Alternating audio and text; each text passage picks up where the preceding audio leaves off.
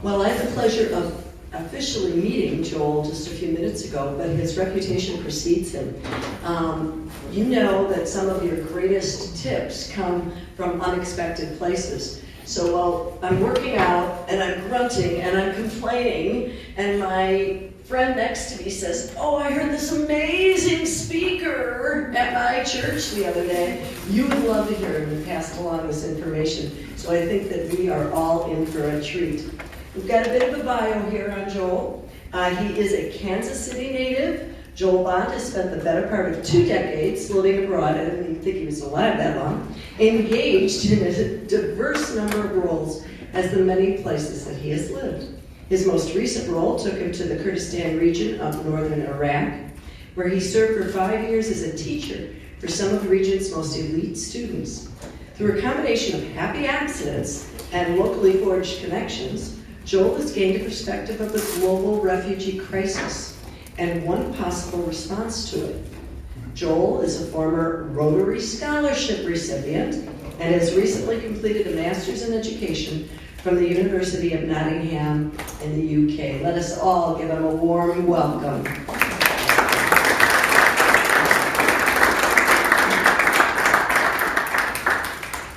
Well, good afternoon. That was a great introduction. Thank you very much. It's a great honor to speak for you today, and I'm just going to jump straight in with my opening question. If by some magic you were to wake up tomorrow as our nation's leader,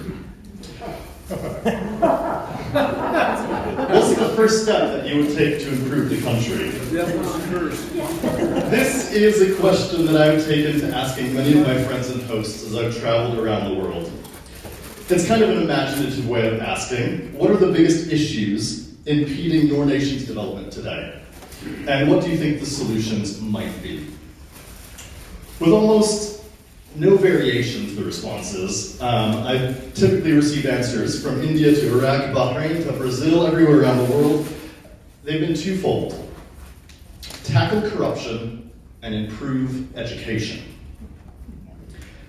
The what is often the easiest part of this, for this question to answer. The how is a different matter, however. How do you root out corruption in the ranks? What steps do you take to improve education? And in fact, what do we mean by both of those words? What do we mean by corruption? The inequitable distribution of resources, lack of transparency in administration. And what do we mean by education? Higher literacy rates, core competencies, more arts and humanities. Let me introduce you to Osman. Osman is from Syria, one of hundreds of refugees that I've had the honor of working alongside in recent years. We met under unusual circumstances. He was a community volunteer at an NGO serving the Identification and Reception Center located on Samos Island, Greece. It's a camp designed to receive and process 600 asylum-seeking refugees for onward migration to Europe. At the time of our meeting, this camp had swelled to 6,000 people, most of whom lived in the surrounding vicinity of the camp, referred to pejoratively as the jungle.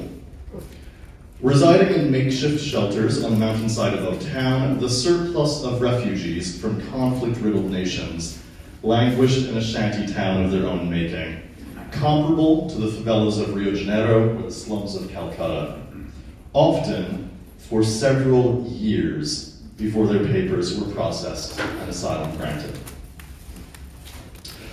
Osman had been pursuing his post-secondary education in the city of Hasaka in northeastern Syria, not far from the border there with Mosul, as you see on the map.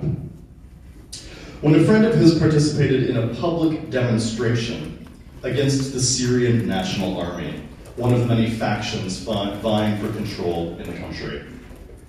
His friend was arrested and beaten, and under torture, implicated Osman, wrongly so, as a co-conspirator.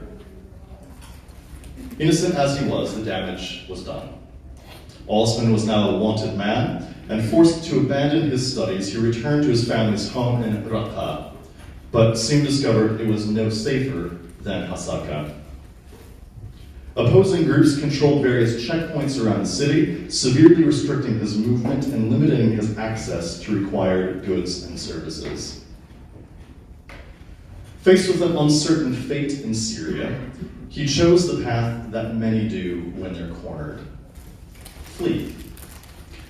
Fading into a shadowy underworld of smugglers and traffickers as developed as any crime syndicate from a blockbuster spy film, and enduring a journey as harrowing as the moonshot, Osman finally landed on the shores of Samos Island in August of 2019. It had been over 4 years since leaving his home in Syria. By the time I met Osman in June of 2020, I had been quarantined away from my home in northern Iraq for 4 months. I'd left in March of 2020 for a 1-week vacation on Samos, where you see that pin on the map there, just off the coast of Turkey. It was a spring break getaway with a carry-on bag and high hopes for stress-free relaxation. Within 24 hours of landing on the island, global response to the emerging pandemic ramped up, borders closed, airports shut, and travel services were suspended indefinitely, severely restricting my movement and limiting access to necessary goods and services. I felt I'd become a kind of reverse refugee. So by the summer of 2020, I learned of the real refugee crisis on Samos Island and volunteered my time and talents to teach English within the community center set up to serve the displaced people on the island. I also learned that my own quote-unquote refugee crisis was a mere inconvenience of being shut out from travel temporarily, albeit a protracted one. And it paled in comparison to Osman's story and those of my many newfound refugee friends. Through my short time teaching English on the island, I was able to give a literal voice to many of the voiceless, assisting in their lengthy process of asylum and settlement in Europe. In return, Osman, and many others like him, kept me connected to the social world of my home in the Middle East. It was here on Samos, my own personal Elba of exile, if you will, that I saw how my work in Iraq over the previous half a decade might be one way to respond to the global refugee crisis. Corruption, poor education, lack of choice, limited access to resources, a silenced or unheard voice. From this mix of elements, a full 1% of the world's population has been displaced as refugees and asylum seekers. According to the United Nations High Commission for Refugees, roughly 78 million people have fled their homes in various corners of the world because of this cocktail of conflict-based ingredients. But what if our assistance for refugees went beyond providing assistance for resettlement and tackled the problem from both ends? What if there were a way to invest in a future that would stem the flow of illegal migration and ensure greater stability in conflict and post-conflict societies? Enter service learning. The concept pairing service work with education is not new. It's been around for decades, but mostly as an added extra to college courses or corporate team building events. At the primary and secondary level, when minds are most prone to social justice issues and most impressionable, service learning is all but absent. And in conflict or post-conflict societies like Iraq, forget it. Limited resources get channeled into the big three of reading, writing, and arithmetic. Moreover, in conflict settings, existing resources often perpetuate cycles of violence through schooling. Outdated history books that espouse old racial biases chemistry books which explore the best formulas for manufacturing explosives, or math problems calculating the speed of a bullet required to kill an enemy at a given distance. All true examples. Private international schools, like the one I worked at in Suleimania, Iraq, however, are a world apart from this kind of system, and a world apart from their own communities, detached, distanced.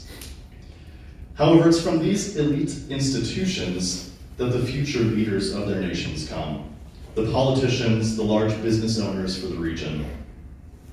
If you were to read down the attendance list of the students in my class, you'd be sure to find family names of the ruling party in power or the local enterprise with a global reach.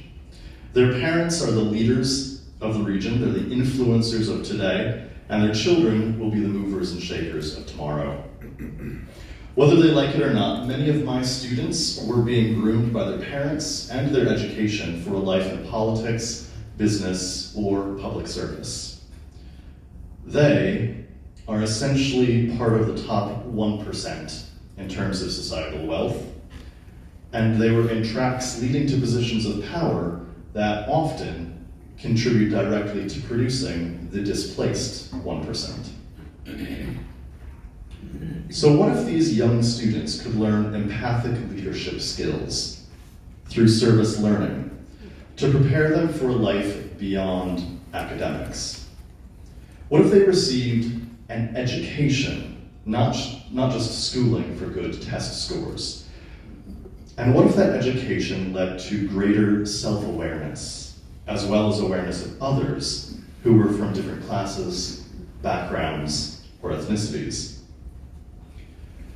These questions kickstarted an experiment that unfolded over several years, resulting in a program that was designed to shift both attitudes and behaviors with regards to self-agency and being an agent of change.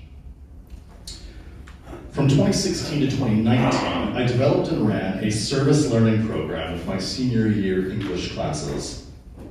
The program consisted of several components. First, reading a selection of journal entries from notable past volunteers and philanthropists, famed diarists, do-gooders, former Peace Corps volunteers. Secondly, they would engage in volunteer service work in the community. Over the course of the year, I coordinated several projects, from volunteer literacy and numeracy with primary school students, Saturday sports clubs, English conversation clubs for adult learners in the community, and the capstone element, a donation drive and charity event for local, internally displaced people. Finally, after each service project, students were asked to write their own diary entries, mirroring the readings and prompted by self-reflection questions. The result of all this work was a qualitative shift in both attitudes and behaviors in the students involved. Survey responses after the program demonstrated higher than average scores for metrics of intentional personal growth and empathy. When analyzed alongside journal excerpts and interviews, the students expressed a growing sense of gratitude and self-confidence and reported positive shifts in behavior towards more regular self-reflective journaling, better time management skills, and increased service involvement even after the program. Statistically, these shifts in attitudes and behaviors look great on paper, but will they have an actual effect on changing the world that we live in?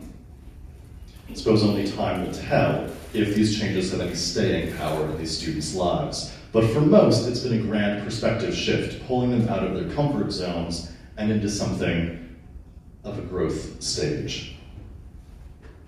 It's my hope that programs like this one can take root, not just in the schools of the private elite, but even also in public schools, granting life-changing perspective shifts for students in conflict and post-conflict societies.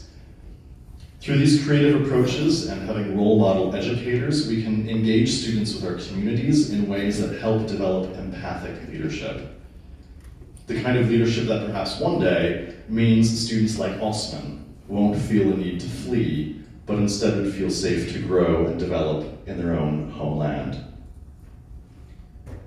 Perhaps the best testimony for all of this, though, comes from the mouths of one of my students. I'll leave you with Hanar's words, a 19-year-old female student now pursuing her undergraduate work in psychology and medicine. She said that the program made me think of myself more as a leader. And a leader is not just about you rising, it's about helping other people rise with you.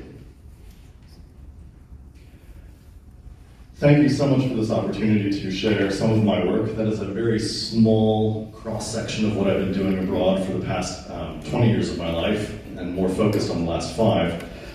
If you're interested in connecting with me, my number, email, I'm on Instagram. There are some cards, business cards around the tables there. Feel free to connect with me at some point. I am currently working on writing a book about some of my experiences, more focused actually on my quarantine experience in Greece and how I worked with refugees on the island there. So there are good things that are coming out more than just this brief snapshot. But I understand we've got some time for some questions if people would be interested in asking some specific questions.